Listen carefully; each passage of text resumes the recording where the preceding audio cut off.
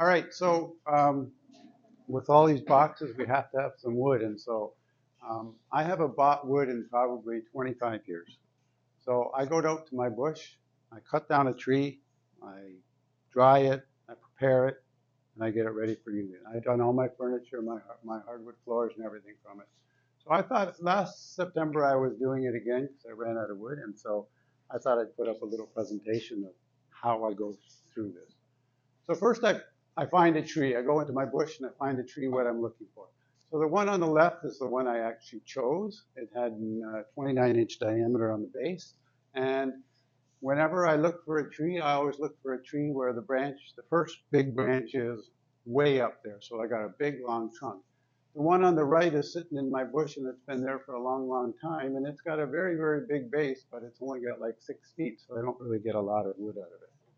The other thing you got to watch is when you're choosing your tree is that if it's on a fence line, it could have had steel fence going through it, so you don't want to choose that because once you get it cut, you're going to ruin your bandsaw blades.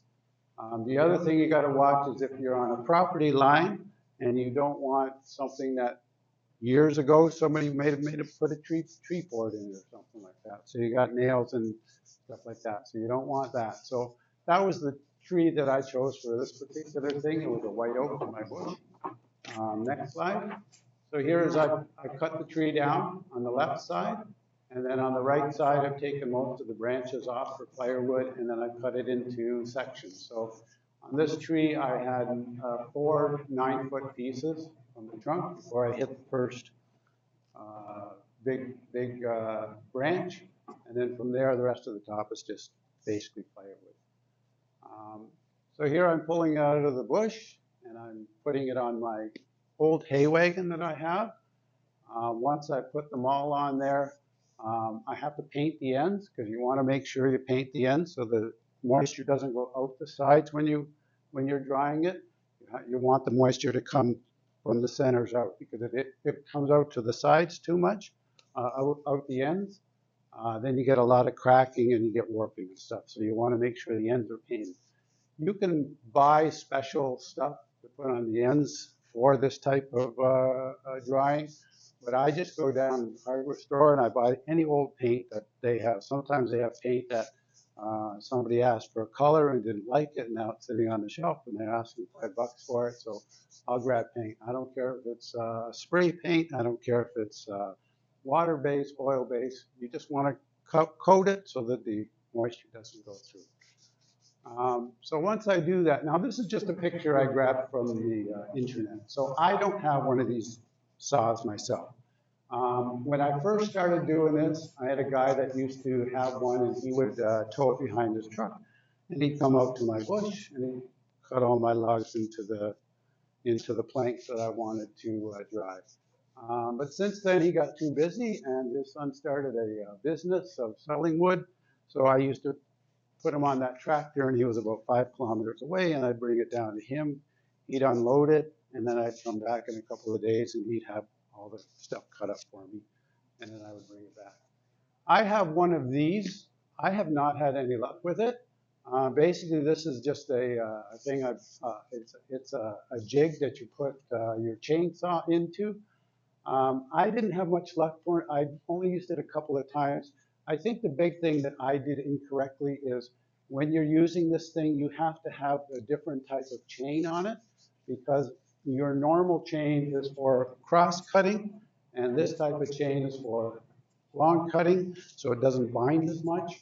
And the other thing I probably didn't do enough of is, you see how there's that little wedge in there? You've got to put wedges along it so it doesn't trap it onto the thing. I just found it a lot of work to do with this. I might try it again if I have just one log or something like that, but I don't like it. And so now that the one guy stopped doing it that I used to do it with, there's another guy behind me that's about 3 kilometers away, and he cuts wood as a business, and so I just bring him a bunch of logs, and he cuts it for me. So he called me up. He said it's all done. So I've got my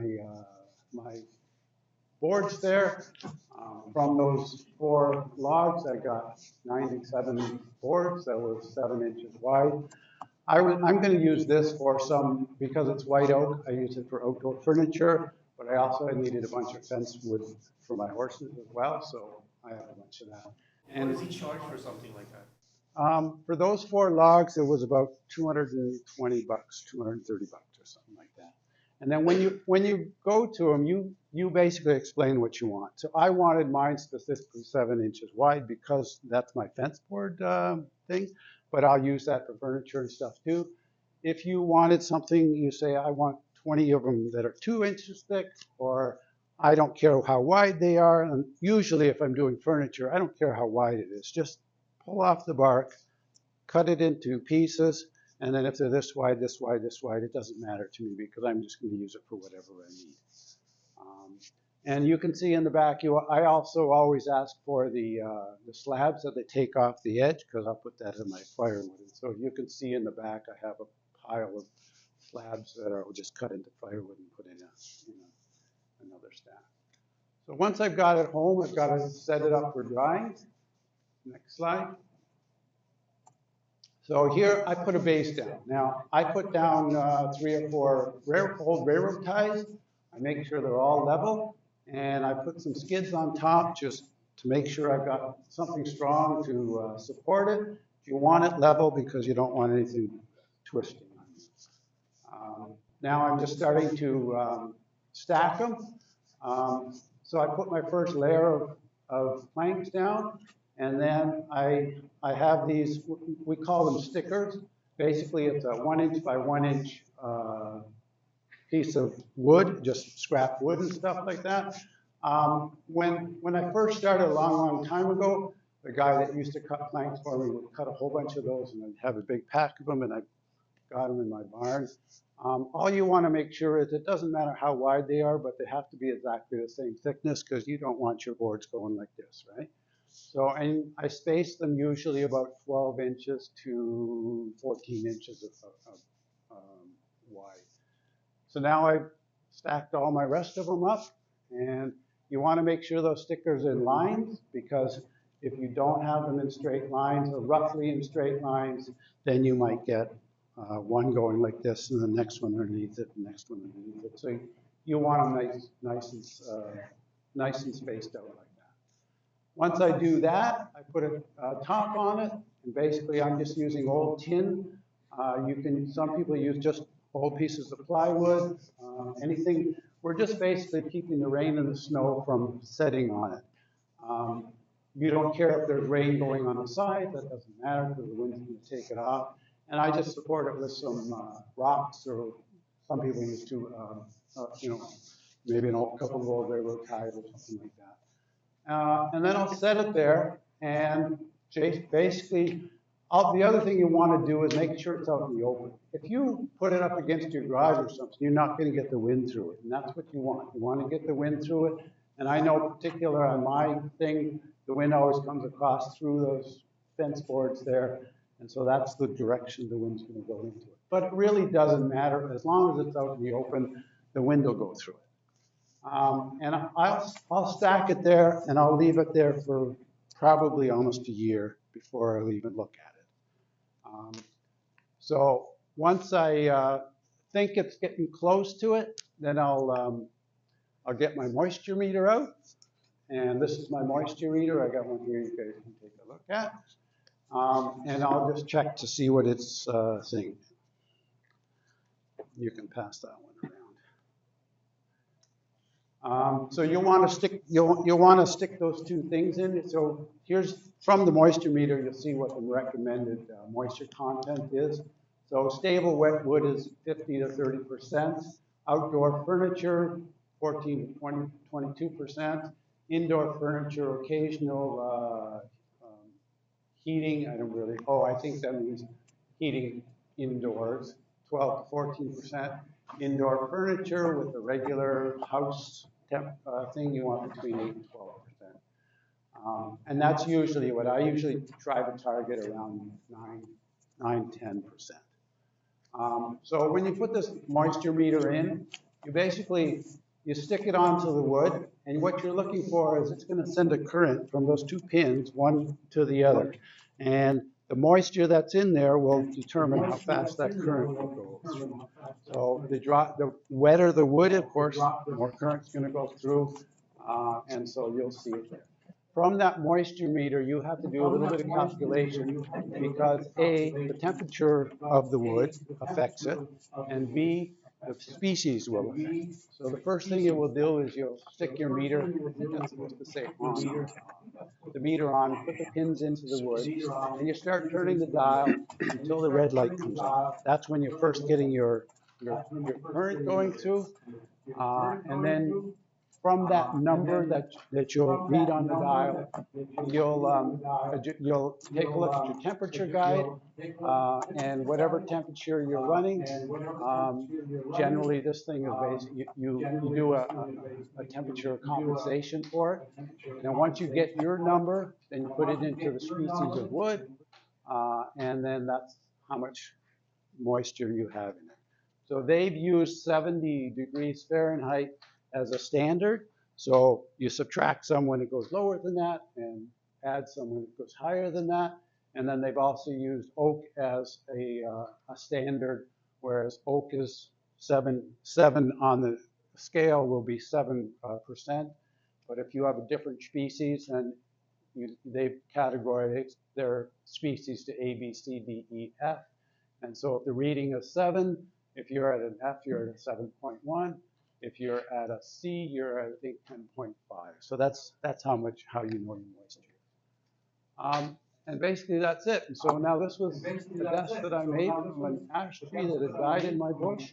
And I just cut it up and dried it just like I explained it to it.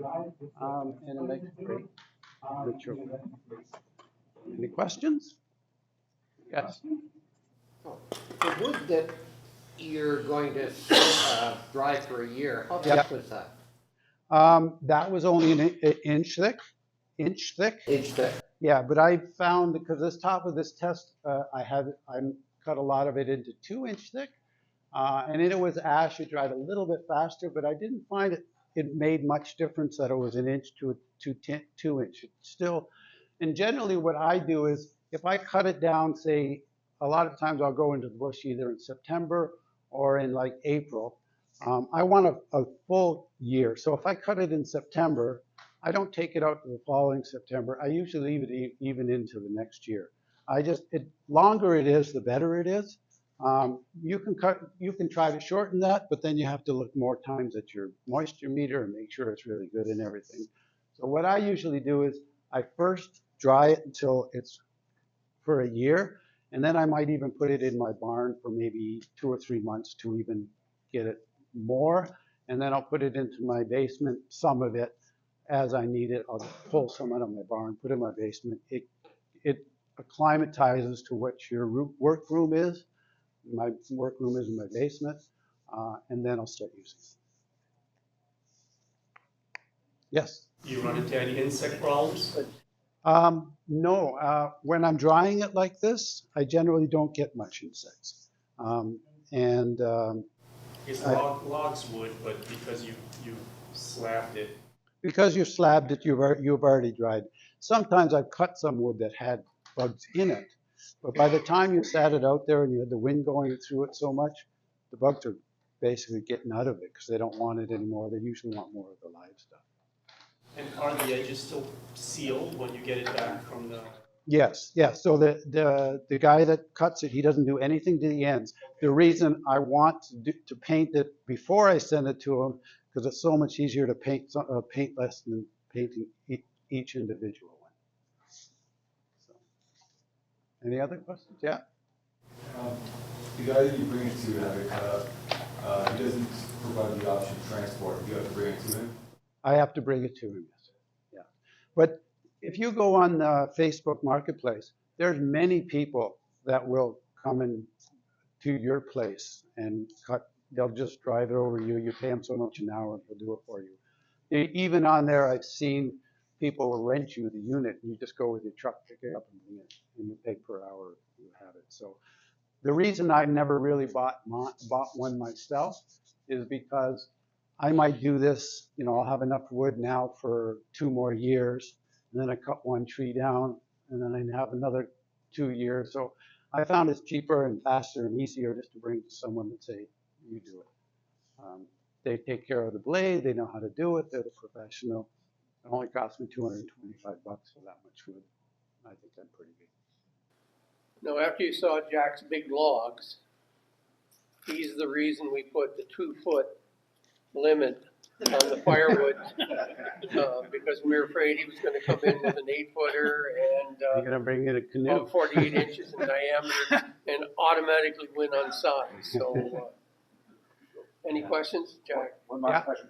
When you have your wood cut up, do you ever worry about getting it cut like quarter sawn, or do you just cut slabs? I cut slabs. The original guy that I was doing it with, I asked him to do quarter sawing. He said that my trees weren't quite big enough because I'm only got a 29-inch diameter. And by the time he does the quarter sawing, the planks will get pretty small. He said, if you want to do quarter sawing, you're going to have to give me a lot bigger trees. And I don't have those big ones in my bush.